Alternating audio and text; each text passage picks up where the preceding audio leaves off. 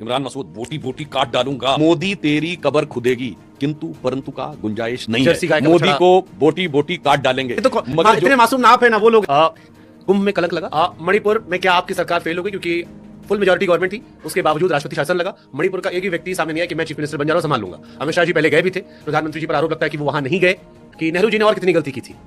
मेरे विचार से कुछ भी होता है तो नेहरू जी पे डाल दिया गया। उन्होंने ये किया था कि तक्षशिला या नालंदा जैसी यूनिवर्सिटी आप लोगों ने क्यों नहीं बनाया? तो 11 साल हो गए, आप लोगों ने ऐसी कोई यूनिवर्सिटी क्यों नहीं बनाई जिसमें जो गलतियां बताते हो कि हमारा एजुकेशन सिस्टम चेंज किया गया, उसको आप वहां डाल देते ताकि हमारी आने वाली पीढ़ियां उस हिसाब से ग्रो होती। बार बार कहा जाता है कि मुगलों ने भी इस देश को बहुत कुछ दिया, लाल किला, ताजमहल, कुतुब मीनार दिया है। आप लोगों ने वैसी चीजें क्यों नहीं बना ली थी पहले? ये जाएंगे तो गाइड आपको बताएगा। तो आप क्यों नहीं एजुकेशन मिनिस्टर बन जाते? मोदी जी से कहो आप कि ये सब पढ़ाया जाए। चाल, चरित्र, चेहरा, ये 3 शब्द थे जो बीजेपी को हमें शुरुआती दौर में सुनाई पड़ते थे।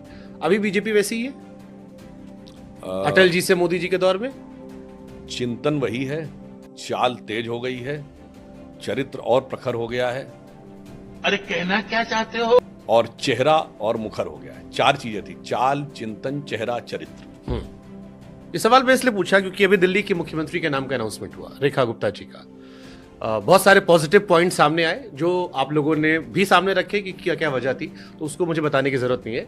लेकिन उनके पुराने ट्वीट्स बहुत सारे आए और उसमें जो भाषा थी वो बड़ी चिंताजनक थी, क्योंकि आप ही की सरकार इस देश में कई सारे यूट्यूबर्स पर कार्रवाई कर रही है और पूरे देश ने विरोध किया, उसमें हम भी शामिल थे। बड़ी मुखरता से हमने विरोध किया। फिर वो भाषा हमने देखी तो लोगों ने कहा यार बच्चों को तो हम कह रहे हैं, लेकिन यहाँ नेताओं में तो उससे प्रो लेवल की भाषा है। अरे बाप रे, ये तो धोती खोल रहा है। और वो भी शर्मसार करने वाली भाषा थी, जिन शब्दों का इस्तेमाल मैं नहीं कर सकता। वो ट्वीट्स डिलीट कर दिए गए।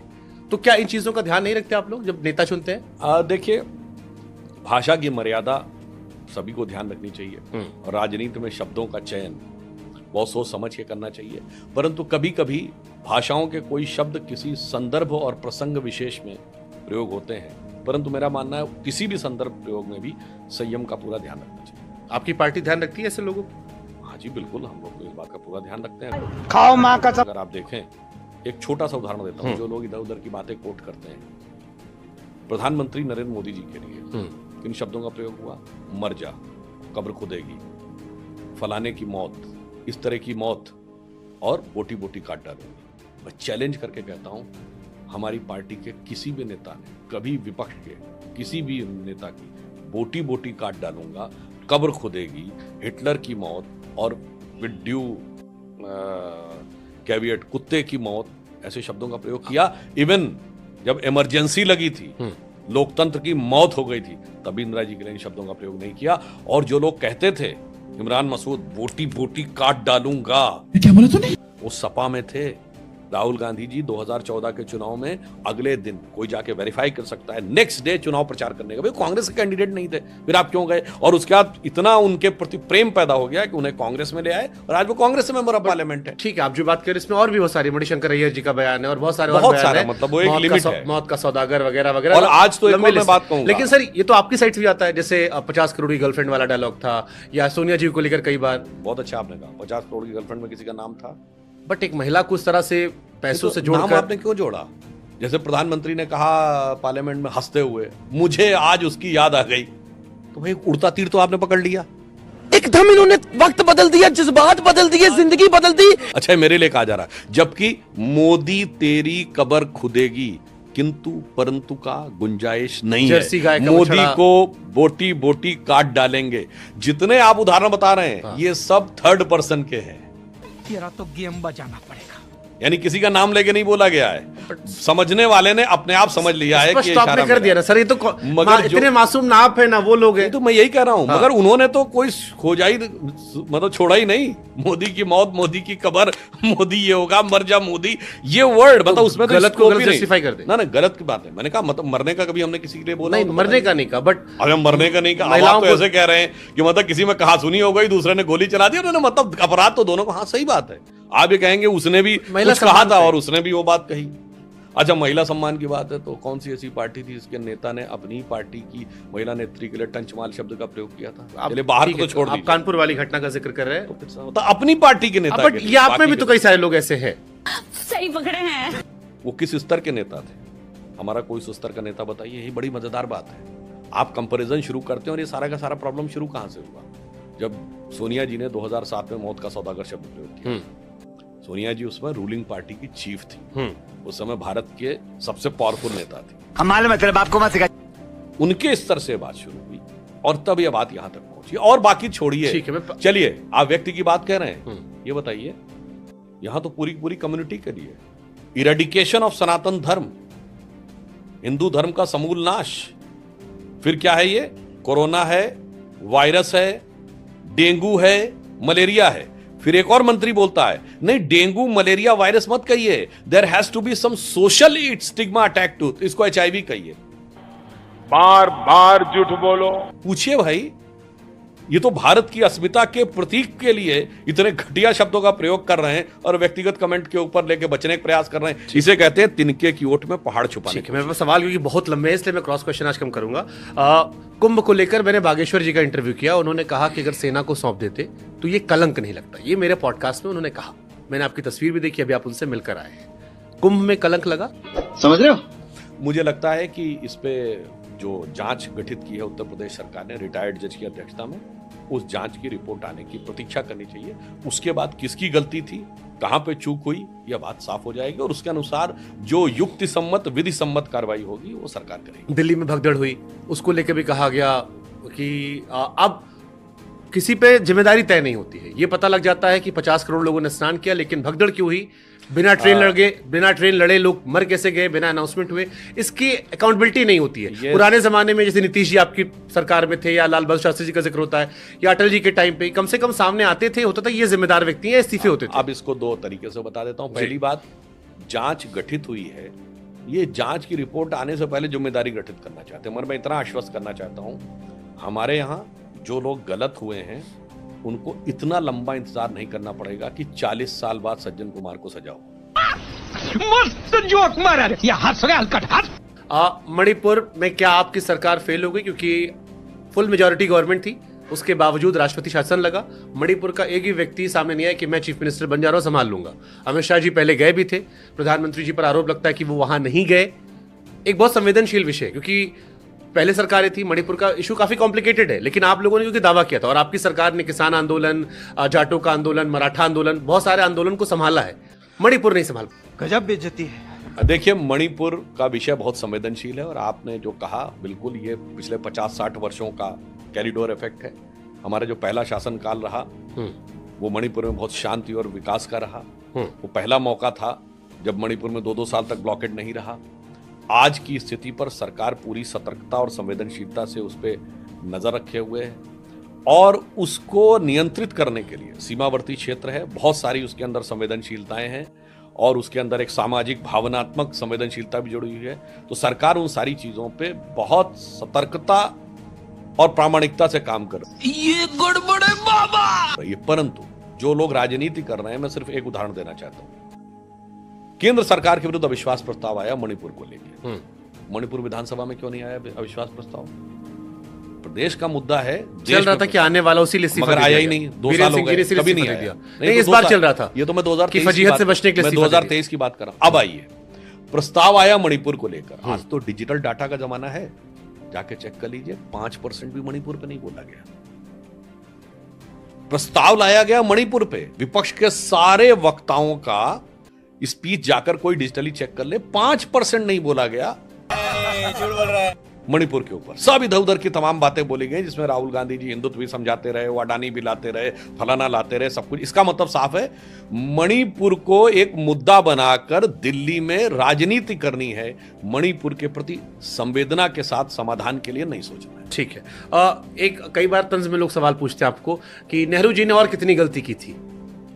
मेरे विचार से कुछ भी होता है तो होता है, नेहरू जी पे डाल दिया गया, उन्होंने ये किया था। ये बड़ी अच्छी बात कही आप। नहीं, selected works of Jawaharlal Nehru जो लोग पढ़ लें, मुझे इतने सारे वॉल्यूम हैं, दर्जनों तो वॉल्यूम हैं। अगर लोग पढ़ लें तो उनको समझ में आएगा कि गलतियां जो हैं वो उनकी श्रृंखला कितनी बड़ी है। कि तक्षशिला या नालंदा जैसी यूनिवर्सिटी आप लोगों ने क्यों नहीं बनाई? अब तो 11 साल हो गए, जेएनयू पे सवाल उठे, बाकी सवाल उठे, आप लोगों ने ऐसी कोई यूनिवर्सिटी क्यों नहीं बनाई जिसमें जो गलतियां बताते हो कि हमारा एजुकेशन सिस्टम चेंज किया गया, उसको आप वहां डाल देते ताकि हमारी आने वाली पीढ़ियां उस हिसाब से ग्रो होती। गजब बेइज्जती है। देखिए, आपने बहुत अच्छी बात कही है। हमारी सरकार ने आने के बाद 2020 में पहली बार नई एजुकेशन पॉलिसी लेके आई, जिसमें आमूल-चूल परिवर्तन एजुकेशन की फील्ड में किया गया। जैसे मैं एक उदाहरण देना चाहता हूँ, इससे पहले क्या होता था, 3 इयर्स का डिग्री कोर्स है, 2 साल के बाद कोई बच्चा तीसरा साल नहीं कर पाया तो उसका पूरा बेकार हो गया। हमने उसका बिल्कुल अलग अलग सर्टिफिकेशन कर दिया है। केवल फर्स्ट ईयर करके हट जाएगा तो सर्टिफिकेट मिल जाएगा, सेकंड ईयर करके हट जाएगा तो डिप्लोमा मिलेगा, थर्ड ईयर करके हटेगा तो डिग्री मिलेगी, और फोर्थ ईयर भी कर लेगा तो ऑनर्स की डिग्री मिल जाएगी। बाप को भेज, तेरे बस की बात नहीं। फिर हमने रिसर्च के लिए एक अलग व्यवस्था की है, और ताकि इस ढंग की यूनिवर्सिटीज को डेवलप हो सके, हमने करीब 600-700 यूनिवर्सिटीज और एक्स्ट्रा बनाई। जहां तक आप नालंदा के बनाने की बात कर रहे हैं, मैं दो बातें उस पैटर्न की बात कर रहा हूं, उस पैटर्न पे देखिए, पहले भारत के अंदर जो जागृति और स्वाभिमान उभरना शुरू हुआ है, वो आत्मविश्वास एक बार आ तो जाए, उसके बाद नालंदा की यूनिवर्सिटीज या तक्षशिला की यूनिवर्सिटीज कोई राज्य के द्वारा संचालित नहीं थी, ये पूरा समाज के द्वारा संचालित थी। इवन अगर आप ये भी ध्यान करें तो महाभारत में जब युधिष्ठिर के जुए वाला उल्लेख आता तो वो कहता है विश्वविद्यालयों, मंदिरों और उनकी संपत्ति को छोड़ के सारा राज्य दांव पे लगाता हूं। तो they were not considered the state subject. तो वो चीजें उभरेंगी, सरकार निश्चित रूप से उसकी भी व्यवस्था करेगी। बार बार झूठ बोलो। धर्म का पालन करने के लिए भगवान में विश्वास होना जरूरी है। संशय आत्मा विनश्यति, अगर संशय होता है तो आत्मा का विश्वास। अब मैं छोटी सी एक बात कहूं, बाकी तो छोड़ दीजिए। अगर आप अच्छे प्लेयर बनना चाहते हैं तो अपनी एक्सरसाइज करने वाली मशीन से लेकर कोच पे विश्वास करते हैं कि नहीं, कि हर मुद्दे पे तरक्की करते हैं विश्वास।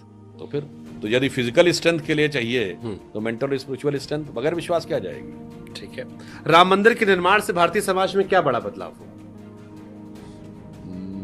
भारतीय समाज में पहला बदलाव यह हुआ कि सदियों से दबे कुचले भारतीय समाज में एक स्वाभिमान का विषय आया। दूसरा, मानव सभ्यता के श्रेष्ठतम मूल्यों को जो सिर्फ हिंदू समाज में थे उसे स्थापित किया। दुनिया का इतिहास भरा पड़ा है इन उदाहरणों से कि भाई भाई का गला काट के गद्दी पे बैठा, जनता माफ नहीं करेगी, बेटा बाप को मार के गद्दी पे बैठा। उसके कंट्रास्ट में राम मंदिर उस उदाहरण का प्रतीक है कि पिता के एक वचन पर कोई जंगल जाने को तैयार हो और भाई खड़ाऊ रख के शासन करने को तैयार हो। दूसरा उदाहरण समझिए, आज रशिया यूक्रेन की किस बात की लड़ाई है कि एनेक्सेशन कर लें, चाइना ताइवान में किस बात की लड़ाई है, इजराइल हमास में किस चीज की लड़ाई है। तो दुनिया में क्या है, जियोपॉलिटिक्स क्या है, एनेक्सेशन, सब्जुगेशन एंड डोमिनेशन। या तो मिला लो, या अपना डिप्यूटी वहां बैठा दो, या उसके साथ कॉन्ट्रैक्ट करके सब्जुगेट कर लो। बार बार ये कहा जाता है कि मुगलों ने भी इस देश को बहुत कुछ दिया है, लाल किला, ताजमहल, कुतुब मीनार दिया है। आप लोगों ने वैसी चीजें क्यों नहीं बना ली थी पहले? और बनाई थी तो प्रचार क्यों नहीं किया? आप उन पर तंज कसते हो। मैं छोटी सी एक बात बताता हूँ, जो ये कहा जाता है इन्होंने ये दिया उन्होंने दिया। मैं एक छोटी सी बात कहता हूँ, कोई भी जाके चेक कर सकता। अगर आप ताजमहल कभी गए? बाहर तक गया था डोनाल्ड ट्रम्प जब आए थे रिपोर्टिंग करने, अंदर ही जा पाया था। अंदर जाइए तो जब गाइड आपको दिखाता है तो एक बड़ी मजेदार बात बताता है। कहता साहब ये इतना बढ़िया कंस्ट्रक्शन है कि जमुना के किनारे बना है, कभी जमुना में बाढ़ आ गई तो क्या होगा? ताजमहल तो धंस जाएगा, पूरी बिल्डिंग ही खराब हो जाएगी।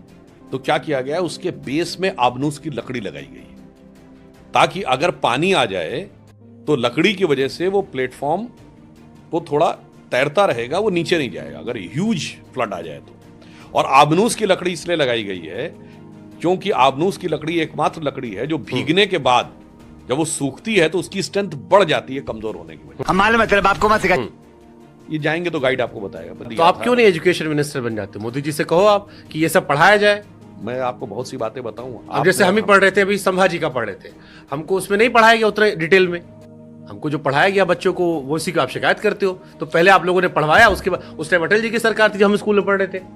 आपको पता है अटल जी की सरकार से पहले क्या क्या लिखा हुआ था एनसीईआरटी की बुक्स में 98 से पहले? कि गुरु तेग बहादुर को इसलिए एग्जीक्यूट कराना पड़ा क्योंकि he has created a law and order problem. Raja Surajmal Jat इसलिए उनके विरुद्ध कार्रवाई करनी पड़ी कि उन्होंने दिल्ली आगरा के रूट को लूटपाट करके असुरक्षित कर दिया था। और ठीक उसी किताब में जानते क्या लिखा था पठानों के लिए? नहीं। खैबर दर्रे के पास खेती करना वो जानती नहीं थे, व्यापार करना उन्हें आता नहीं था, इसलिए आने जाने वाले कारवां को लूट कर गुजर बसर किया करते थे। कॉलेज लाइफ में कभी इश्क मोहब्बत प्यार हुआ था आपको? मैं वैसे मैकेनिकल में लड़कियां तो होती नहीं है, हमने भी की इसलिए हमको पता है आपको। हाँ। जो कोई भी बच्चे आज उनसे कहना चाहता हूं, किसको प्रेम होता है भाई? मैं पहले भी ये बात कह चुका हूं। हाँ। इस झूठे प्रपंच में मत फंसी है। जिसको प्रेम हो जाता है तो उसमें ब्रेकअप नहीं होता है। ऐसे तो नहीं होता है। जो ब्रेकअप हो, प्रेम नहीं होता, उसको कहिए अट्रैक्शन। अट्रैक्शन में कौन ये फीलिंग होती है कि मुझे कुछ चाहिए और मुझे तुझसे कुछ चाहिए, नहीं पूरा हुआ तो फिर देख लूंगा या देख लूंगी। तू समझा? हाँ। नहीं, तू समझा नहीं।